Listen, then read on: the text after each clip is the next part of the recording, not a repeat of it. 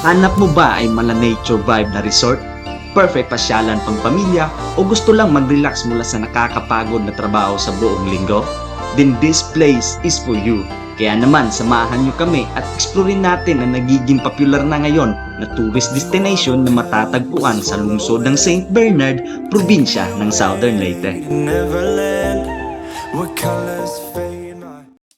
Municipality of St. Bernard is a fourth-class municipality in the province of Southern Leyte. According to the 2020 census, it has a population of over 28,414 people. Alam nyo ba na noon ay ang St. Bernard o mas kilala noong Himatagon ay ang pinakamalaking barangay ng munisipalidad ng San Juan? Yes, parte ng munisipalidad ng San Juan ang St. Bernard noon. At noong December 9, 1954, sa issued Executive Order No. 84 ni Pangulong Ramon Magsaysay, ay nakonvert ito from barangay to municipality. And it was through the efforts of the late Governor Bernardo Torres that made this conversion possible to become independent and separate municipality from San Juan. Bilang pasasalamat kay Gobernador Bernardo Torres, the people unanimously renamed Himatagon as St. Bernard, with the honorific title Saint, which is given to the persons of virtue, wisdom, or generosity, and Bernard being the English version ng Bernardo.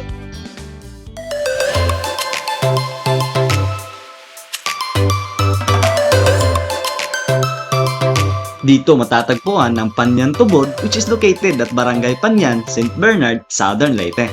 Panyan Tubod. Aman. Mula sa main road, nasa approximately 8 to 10 minutes na rough road ang tatahakin nyo bago marating ang entrance ng Panyan Tubod.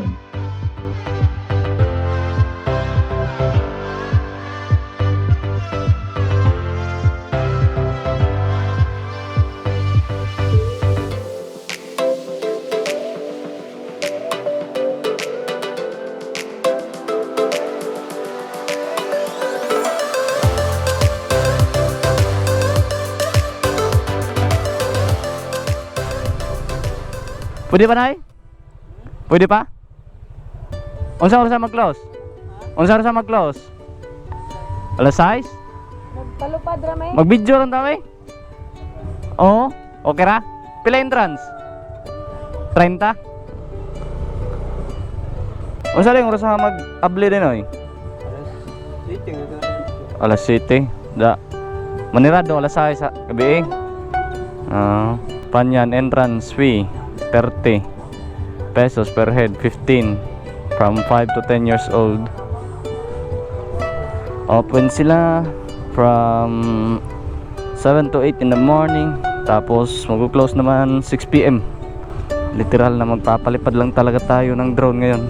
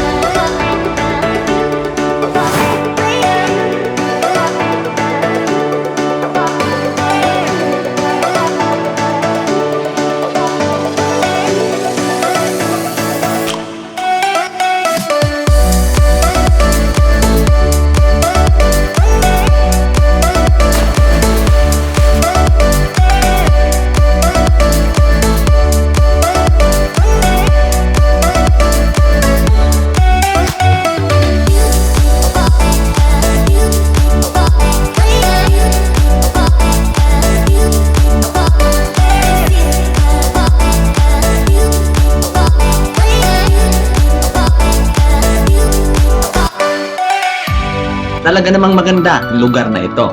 Hindi lang sa maganda, ay pwede ka rin mag-order ng mga paborito mong pagkain sa murang halaga. This establishment is owned by Ma'am Rizalina de la Peña and was established on May 5, 2021. Meron din itong malawak na parking area para sa mga four-wheeled vehicles. Meron din silang mga life jacket na pwede nyong rentahan for your safety, especially sa mga bata na di pa marunong lumangoy. At ang operating time nila ay from 7 AM to 6 PM whole week. At sa mga rates ng cottages nila ay pwede kayong mag-inquire direkta sa Facebook page nila, which is ilalagay ko yung link sa comment section. Take note, they also cater overnight stay. O diba, talagang sulit ang lugar na ito. Kaya ano pang hinihintay nyo? Yayain na ang barkada at ang pamilya at kulayan na ang matagal ng plano dito sa Panyan, Tubod.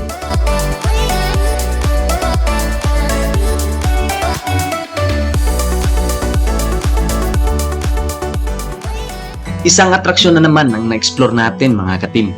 Isang karangalan sa amin ang ma-share ang angking ganda ng lugar natin. Naway alagaan at bigyang importansya natin ang mga likas na yaman na hiram sa atin ng poong may kapal. O gawa man nating mga tao upang ang ganda nito ay maabutan pa ng mga susunod na henerasyon.